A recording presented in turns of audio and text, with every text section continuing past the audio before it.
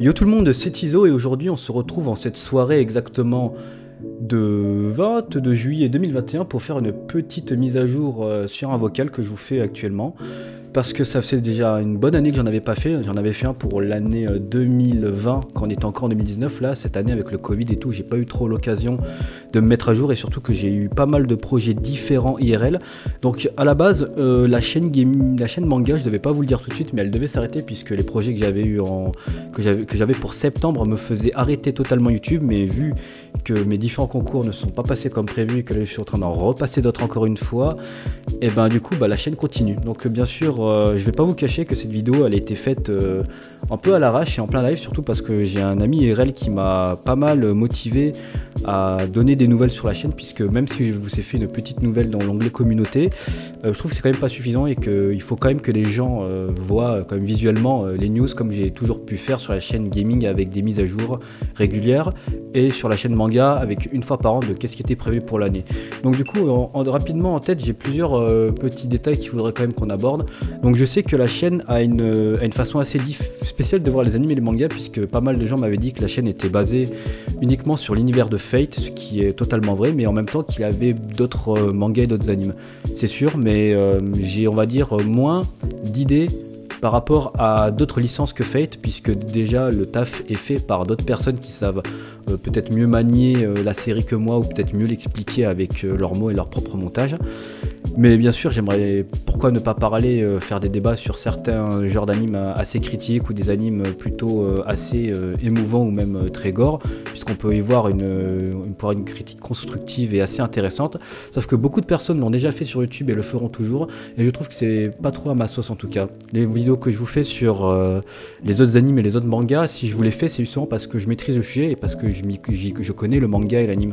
J'aime pas trop parler, on va dire, d'un univers quand je l'ai pas torché et exploré à fond. Voilà, c'est pour ça qu'en ce moment, les seuls des autres animes dont vous voyez potentiellement le bout sur la chaîne, ce sont les animes qui m'ont marqué, que je dois continuer. Puisque d'ailleurs, je viens de remarquer que ça va faire 2 ans que je vous avais dit que je devais faire les différentes factions de la magie sur le Nasuverse. Ça devait être normalement, attendez, je l'ai sous les yeux, ça devait être normalement l'épisode 6 du Nasuverse, les différentes factions dans l'univers de Fate et dans le Nasuverse tout simplement.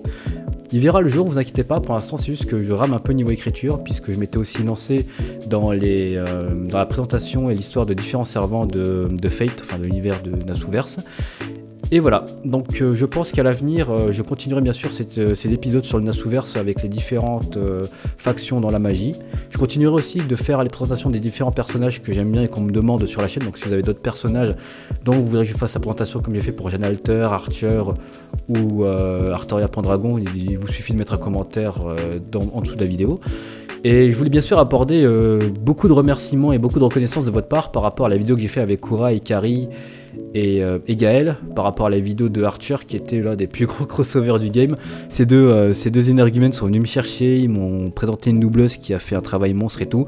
Le montage était vraiment pas facile et j'ai vu que j'ai laissé d'ailleurs volontairement certaines répétitions et certains bad cuts pour que ça donne un effet de profondeur quand on faisait répéter à la personne le texte. Donc en tout cas j'ai vu que la vidéo vous a beaucoup plu, d'autres personnes aimeraient voir pas mal de vidéos dans le genre avec encore une fois peut-être du doublage, pas forcément venant de ma part mais venant des autres. Ça restera à voir puisqu'il faudra que je m'arrange avec les autres pour potentiellement réécrire une vidéo, puisque toute la vidéo entière n'avait pas été écrite par moi, juste quelques arrangements vers la fin ont été faits par moi, tout a été fait par Ikari et Kura et ensuite la voix off a été faite par Gaël. Donc on va dire sur la vidéo j'ai juste eu à faire le montage et l'intro et l'outro, ce qui était déjà pas mal. Mais tout le monde y a mis son grain de sel et tout le monde s'y retrouvait et tout le monde était vraiment fier que cette vidéo soit sortie.